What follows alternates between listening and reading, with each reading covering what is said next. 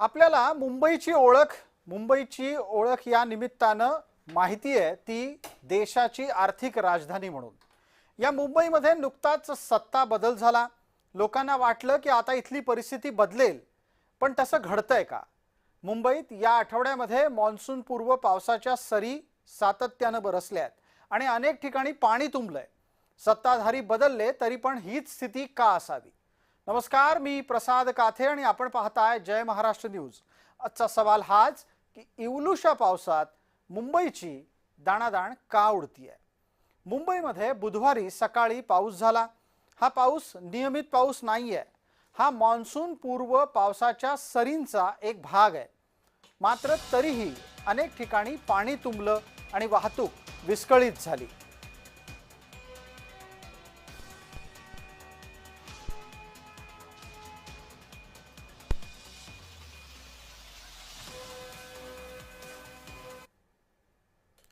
बुधवारी 3 जून 2026 ला कशा पद्धतीनं पावसानं मुंबईकरांच्या समोर आव्हान उभं केलं ते पहा।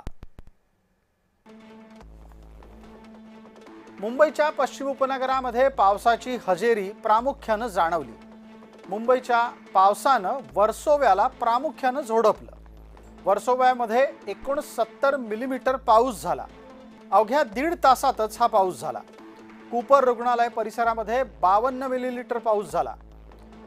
विलेपार्ले परिसरामधला मिलीमीटरमध्ये मोजलेला पाऊस 33 इतका आहे। पूर्व उपनगर आणि मुंबई शहरामध्ये किरकोळ सरी बरसल्या।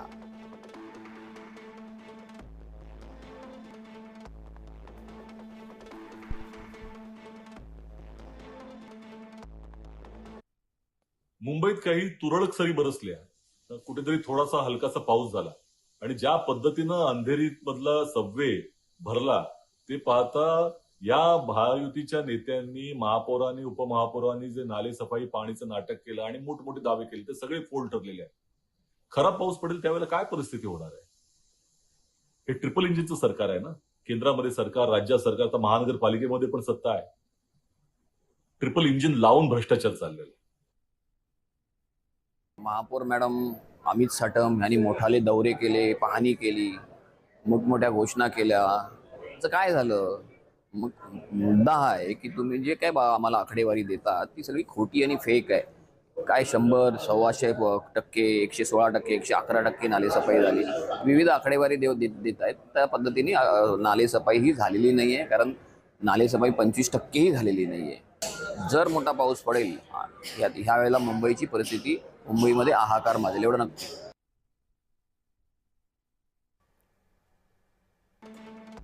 जितका पाऊस मुंबईमध्ये झालेला आहे तो पाहता ही परिस्थिती यायला नको होती, पण जी परिस्थिती आली त्यात अंधेरी सबवेमध्ये वाहतूक थांबली। सकाळी 7 ते 8:30 उपनगरातून शहराकडे जाणाऱ्या वाहतुकीचा खोळंबा झाला।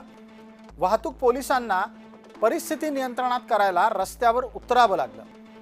वाहतूक वळवावी लागली आणि पर्यायी मार्गानं म्हणजेच गोखले पूल आणि स्वामी विवेकानंद मार्गानं वाहतूक नेली।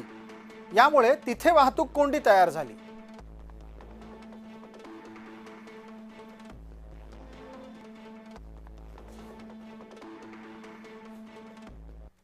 या अशा वागण्यामुळे काही प्रश्न निर्माण झाले ज्यांची उत्तरं अद्यापही सापडत नाहीयेत।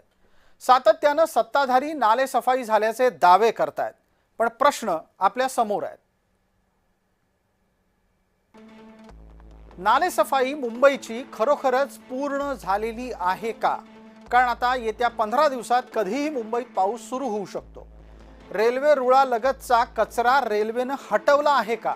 हाही महत्त्वाचा प्रश्न आहे। वृक्ष छाटणी पूर्ण झालीये का? कारण याच पावसामध्ये झाड कोसळून अनेकांचे जीव गेलेले आहेत। 100हून कमी मिलीमीटर पावसानं सबवे का भरला हा प्रश्न विचारायलाच हवा। वेळेला पाणी उपसा करणारे पंप काम करतात की नाही?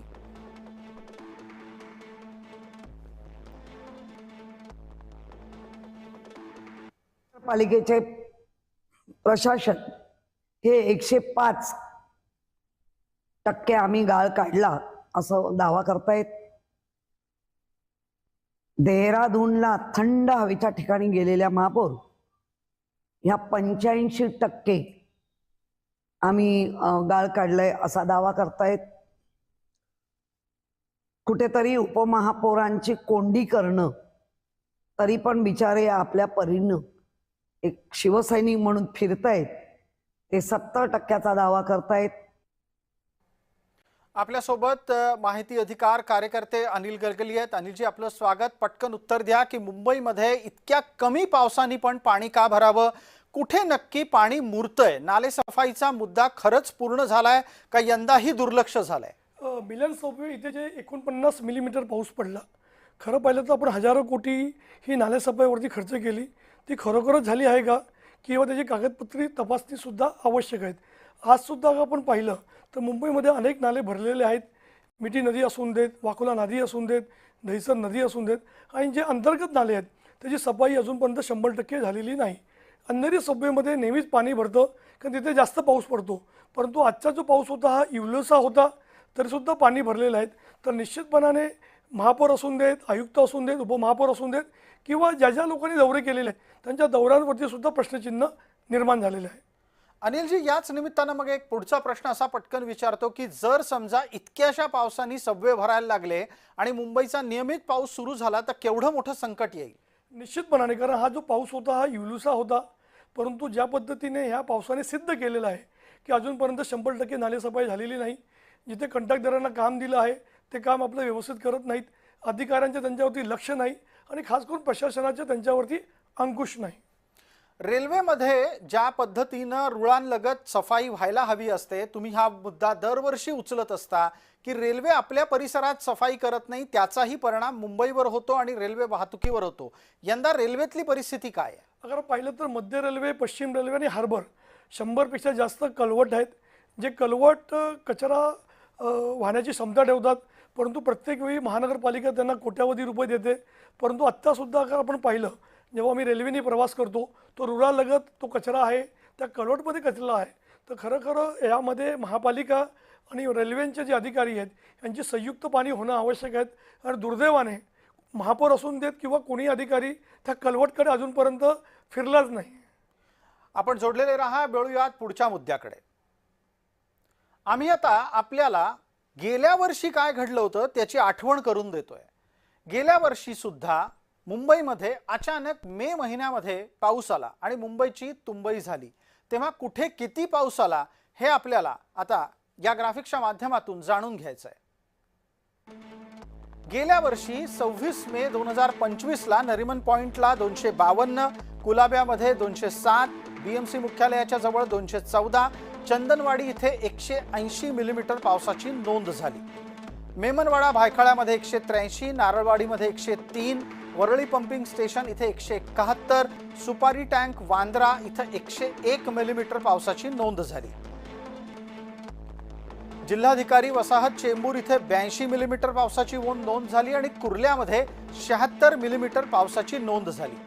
मुंबईमध्ये गेल्या वर्षी आजच्या तुलनेत बऱ्यापैकी जास्त पाऊस झाला होता. यंदा बऱ्यापैकी कमी झालाय, तरीही सत्ताधाऱ्यांची उत्तरं तयार आहेत. काय म्हणतायत गणेश खणकर, ऐका. स्वतः जेसीबी लावून त्या नाल्यामध्ये मी एक भाग स्वच्छ करायला सांगितला, आणि त्यानंतर त्याचं पाणी एवढ्या वेगात सुरू झालं हे पाहिल्यानंतर मी आज पांडव यांना स्वतः सांगितलं की ही वस्तुस्थिती आहे. जर आपल्या अधिकाऱ्यांनी हा भाग स्वच्छ करायला अगोदर सांगितला असता तर कदाचित आज सकाळी जे पाणी जमलेलं आहे ते पाणी जमलं नसतं असं मी म्हणणार नाही, कारण त्याची क्षमताच मुळात 15 MM ची आहे. कदाचित हे पाणी कमी जमलं असतं.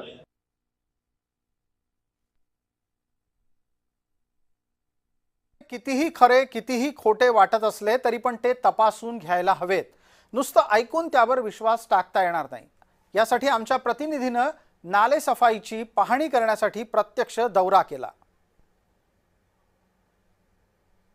पावसाळ्यापूर्वी मुंबई महानगरपालिकेकडून नालेसफाई केल्याचे दावे केले जात आहेत. 82% नालेसफाई झाले असं महापालिकेकडून सांगण्यात येत आहे. मात्र आज सकाळी पडलेल्या पावसामुळे अंधेरी सबवे हा बंद करण्यात आला होता. अंधेरी सबवे येथे वाहतूक आहे ती बंद करण्यात आली होती.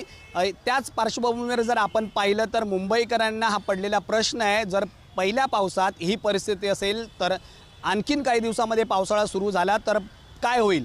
मी सध्या सँटाक्रूज वाकोला या ठिकाणी उभा आहे आणि या ठिकाणी आपण पाहू शकतो ह्या नाल्यामध्येही तसाच जो आहे तो कचऱ्याचा गाळ पाहायला मिळतोय आणि नालेसफाई झाली आहे की नाही, की नालेसफाई फक्त कागदोपत्री झाली आहे हे यातून आता पाहायला मिळतं आहे. करोडो रुपये जे ते मुंबई महानगरपालिका खर्च करत असते, मात्र या ठिकाणी ही नालेसफाई फक्त कागदोपत्रीच झालेली पाहायला मिळते. त्यामुळे मुंबई महानगरपालिकेच्या या नालेसफाईच्या मोहिमेवर एक प्रश्नचिन्ह आहे ते निर्माण झालेलं पाहायला मिळतं. दरम्यान या सगळ्या परिस्थितीवर मुंबई महानगरपालिकेने या सगळ्या नालेसफाईची जी आहे ती डेडलाईन आहे ती वाढवलेली आहे आणि 5 जूनपर्यंत जे आहे ते नालेसफाई पूर्ण करण्याचे आदेश आहेत ते प्रशासनाकडून देण्यात आले आहेत. मात्र पावसाळ्याला सुरुवात होण्या अगोदर ही नालेसफाई किती होते हे पाहणं महत्त्वाचं असणार आहे. व्हिडिओ जर्नलिस्ट स्वप्नील मोरेसह मी महेंद्र जोयल, जय महाराष्ट्र न्यूज, मुंबई. आपण परत एकदा अनिल गलगली यांना प्रश्न विचारू. अनिलजी, या नालेसफाईतलं पाणी नक्की मुरतं कुठे? भ्रष्टाचाराचे आरोप होतात, खरंच इतक्या मोठ्या प्रमाणात हा पैसा खाल्ला जातो का? निश्चितपणाने, कारण ज्या पद्धतीने आज छोट्याशा पावसामध्ये ही परिस्थिती निर्माण झालेली आहे, मी तमाम मुंबईकरांच्या वतीने जे सत्ताधाऱ्यांना आव्हान करतो की आत्तासुद्धा वेळ गेलेली नाही. तुम्ही जी डेडलाईन वाढवली आहे, कारण डेडलाईन का वाढवता? कारण प्रत्येक वर्षी आपली 31 मेची डेडलाईन असते, आपल्याला 5 जून का करावी लागली? म्हणजे खरोखरच पाणी मुरत आहेत, कुठेतरी कंडक्टरांना पाठीशी घालण्याचं काम होत आहेत. आणि हा सर्वात मोठा प्रश्न आहे की प्रत्येक वर्षी आपण 31 मेची डेडलाईन का देतो? आपण 365 दिवस नालेसफाई का करत नाहीत? हा सर्वात मोठा प्रश्न आहे. बिलकुल, अत्यंत महत्त्वाचा मुद्दा आहे की मुंबईकरांच्या जर समजा आयुष्याची काळजी असेल तर आपण या सर्व स्थितीमध्ये पूर्णपणे वर्षभर नालेसफाई करत राहायला पाहिजे. तरच मुंबईमधला पावसाच्या पाण्याने निर्माण होणारा पूर नियंत्रणात राहू शकेल.